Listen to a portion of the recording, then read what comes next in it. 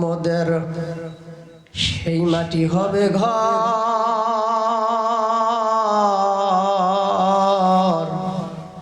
যাকে মোরা আপন ভেবেছি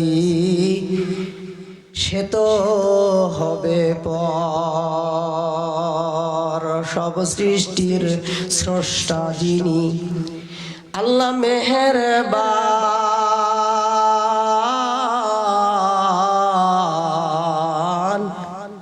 তার দয়াতেই বাসি আমরা মুমিন মুসলমান। আলহামদুলিল্লাহ, কালিমাত শুকর আদায় করছি মহান আল্লাহ পাকের আলিশান দরবারে, যে মহান সুবহানাহু ওয়া তাআলা আমাকে আপনাদেরকে বিভিন্ন মায়ের বিভিন্ন সন্তানকে আল্লাহর বিশাল আসমানের নিচে তথা জমিনের উপরে জান্নাতি পরিবেশে জান্নাতের মেহমান বেশে হাজির হয়ে আমার আপনার জীবনের কিছু পাথেয় উপার্জন আদায় লগ্নে যেই মনিব তার কুদরতি পায়ে সেজদা দেওয়ার পর এমন একটা জান্নাতের বাগানে আসবার বসবার তথা কথা বলবার শুনবার তৌফিক দানে ধন্য করেছেন। আসুন সমস্বরে আমরা সেই মনিবের দরবারে শুকরিয়া আদায় করি, জবান খুলে উচ্চ আওয়াজে পড়ি আলহামদুলিল্লাহ। একটু চিৎকার দিয়ে বলি আলহামদুলিল্লাহ। মুসলমান ভাইরা রে আমার, আল্লাহর ওলি আল্লামা দেহলভী রাহমাতুল্লাহ আলাইহি তিনি তার কিতাবের মধ্যে বর্ণনা করেন, আল্লাহর যেই বান্দা ইহতিমামের সহিত ইখলাসের সহিত আল্লাহকে খুশি করার জন্য, আল্লাহকে রাজি করার জন্য আলহামদুলিল্লাহ শব্দটা জবান দিয়া একবার উচ্চারণ করলো, আল্লাহ পাক সুবহানাহু ওয়া তাআলা তার জন্য 8টা জান্নাতের দরজা খুলে দিয়ে দিল।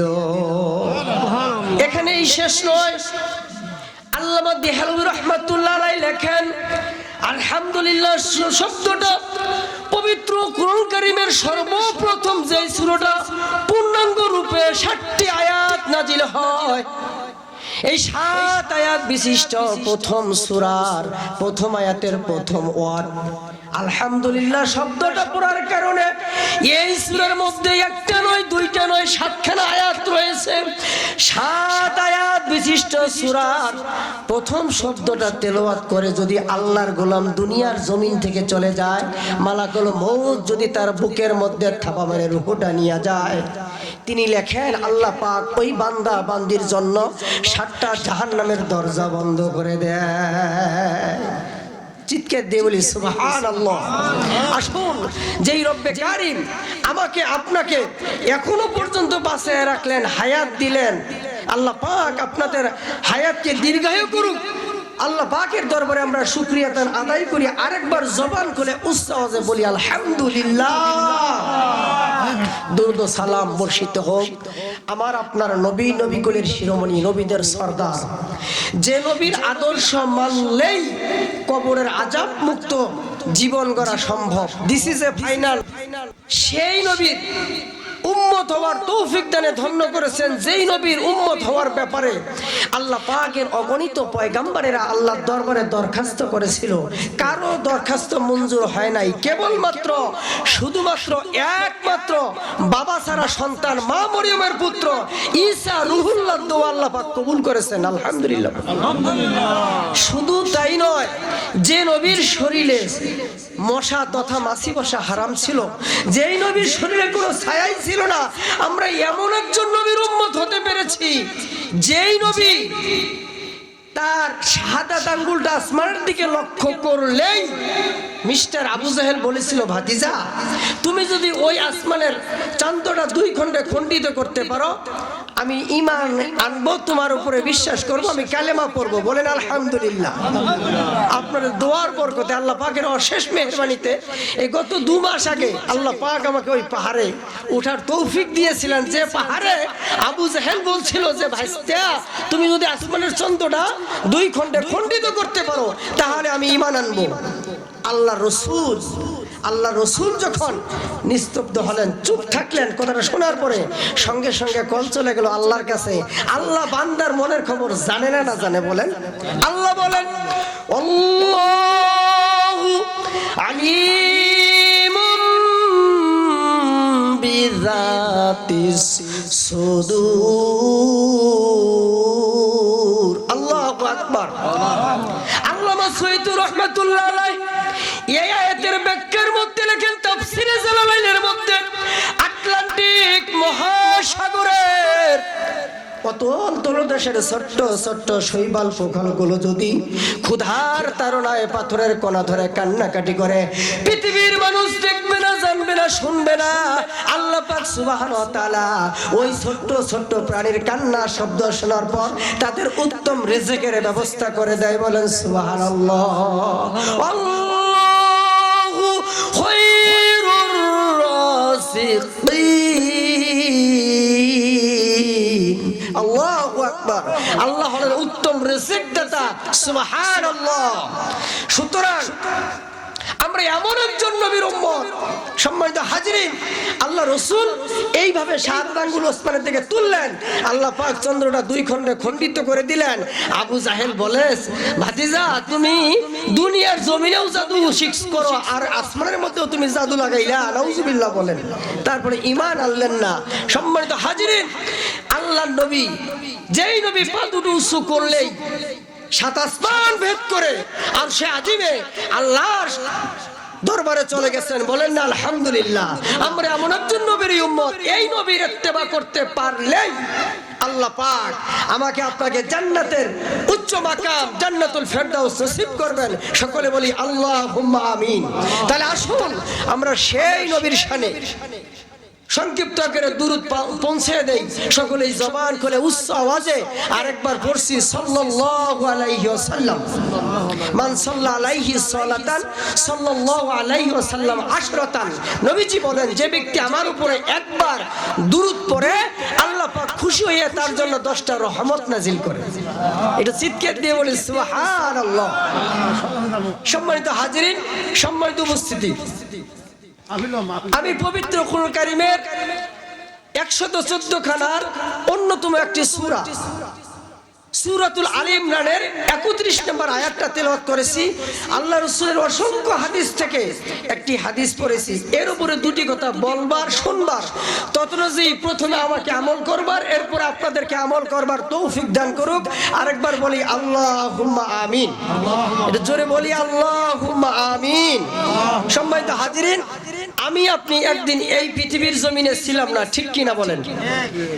আজকে আসি হয়তোবা কালকে থাকবো না, এমনকি চেয়ার থেকে আমি নামতে পারবো কিনা এ কথাও বলতে পারি না, ঠিক না?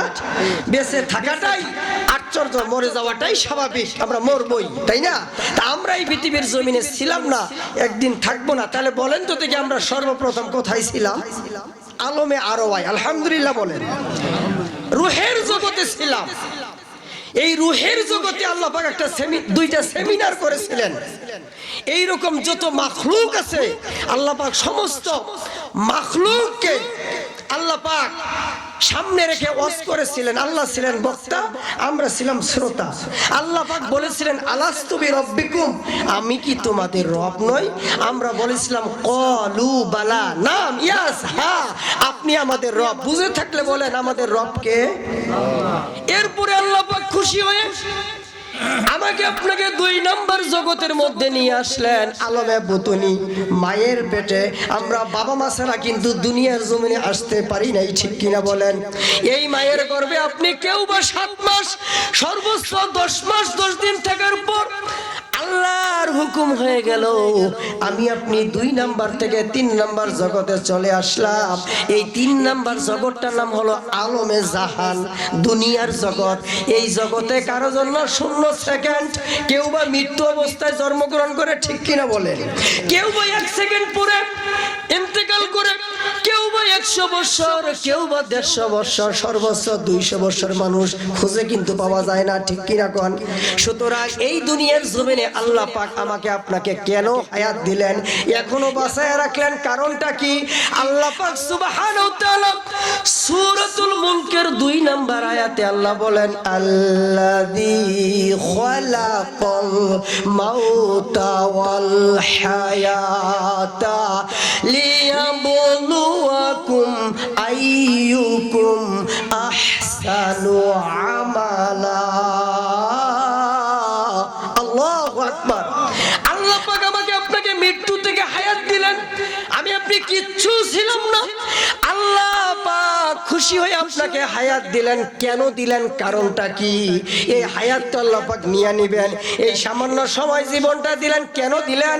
আল্লাহ বললেন এই পৃথিবীর জমিন থেকে আমার কোন বান্দা কোন বান্দি আহসানু আমালা, সবচাইতে বেস্ট আমল নিয়া কবরের তার মানে 4 নম্বর জগৎ আলমে বরজগে আসতে পারে, আমি এই জন্য তাদেরকে হায়াত দিয়েছি। বলেন সুবহানাল্লাহ। আল্লাহ হায়াত দিয়েছেন কে সবচাইতে ভালো আমল নিয়া কবরে আসতে পারে, আলহামদুলিল্লাহ বলেন। ও মুসলমান ভাইরা রে আমার, আমি আপনি কোন দিন কোন সময় কোন জায়গায় শেষ নিঃশ্বাস ত্যাগ করব কেউ বলতে পারি না। ম্যান ইজ মর্টাল, কুল্লু নাফসিন যায়িকাতুল মাউত, মৃত্যুর স্বাদ গ্রহণ করতেই হবে। এই মৃত্যুর পেয়ালা সকলকেই পান করতে হবে। মৃত্যু থেকে পালাবি কোথায়? মৃত্যু তোমায় একদিন লইবে ঘিরি, যদিও পালাও আকাশ পানে লাগায়ে লাগায়ে সিঁড়ি। এই মৃত্যুর হাত থেকে আমি আপনি কেহ কিন্তু রেহাই পাবো না, ঠিক কিনা বলেন? সামান্য একটা সময় পাইয়া হায়াত পাইয়া আমরা দুনিয়ার জমিনে আমরা দুনিয়া নিয়ে ব্যস্ত। ও মুসলমান ভাইরা রে আমার, বাবাজিরা, আল্লাহর পয়গম্বর হযরতে মূসা আলাইহিস সালাম বসে আছেন।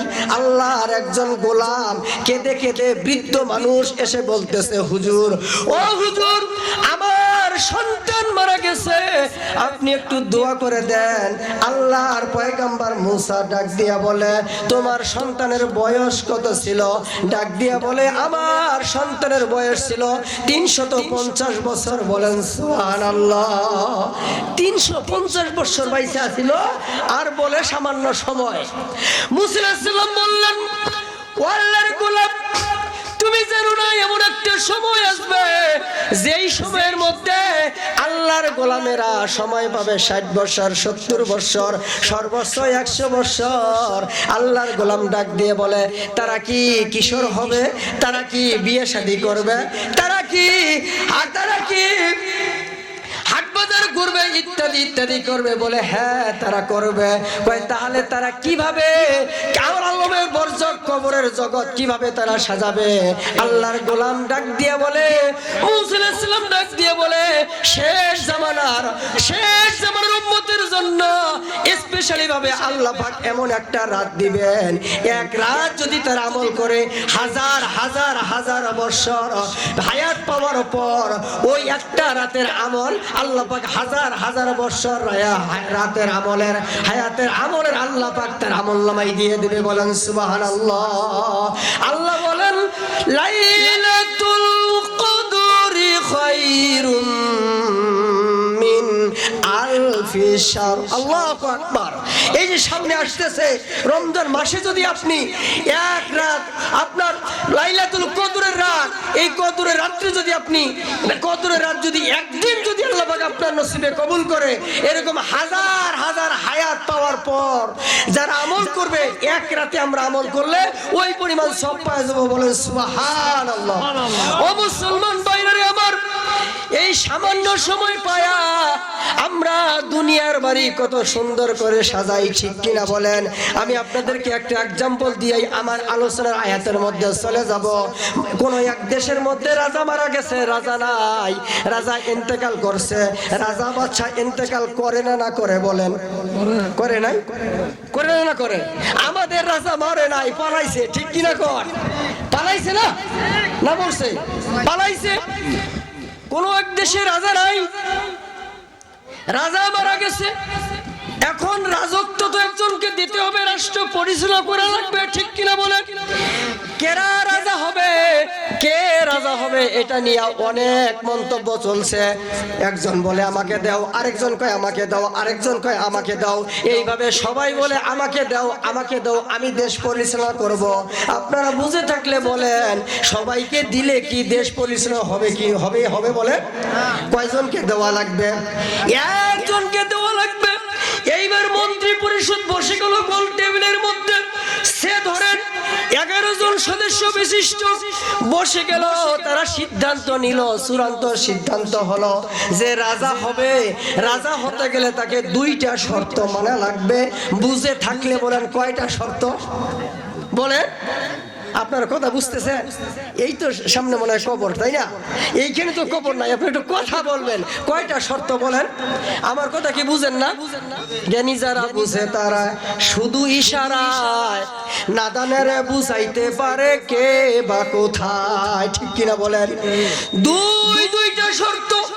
নাম্বার 1, 1 নম্বর শর্ত হলো সে ধরেন যে রাজা হবে সে 2 বছর আপনার রাজত্ব করবে। 2 বছর তার হায়াত, 2 বছর সে রাজত্ব করবে।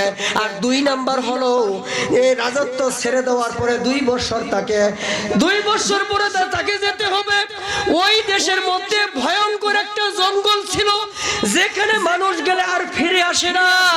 হিংস্র বড় বড় প্রাণী আছে, ওইখানে তাকে বসবাস করতে হবে। এই 2টা শর্ত যে মেনে নিবে সে রাজি থাকলে 1 ছাপেন, না থাকলে 2 ছাপেন। কথা বলেন ঠিক কি না? এটা পেপার পত্রিকায় সব জায়গায় দেশে বিদেশে আনাচে কানাচে ছড়িয়ে পড়লো। শর্ত হলো 2টা। কয়টা শর্ত বলেন? আপনারা দেখবেন মাঝে মধ্যে গ্রামীণ ফোনে একটা রিকোয়েস্ট কল আসে, যদি রাজি থাকেন 1 ছাপেন, না থাকলে 2 ছাপেন। আসে না? না আসে বলেন? যদি আপনি ভুল করে 2 ছাপেন আপনার সব টাকা শেষ হয়ে যাবে, ঠিক না? টাকা যত থাকে সব কাইটা নিয়ে যাবে। আর ঠিক সেরকম ওই দেশের লোকদের যারা বলছিল আমি রাজা হব, রাজা হওয়ার 7 মিনিটে গেছে। কারণ 2 বছর পরে জঙ্গলে যাওয়া লাগবে। আমি মরবো নাকি? কেউ কি মরতে চায়?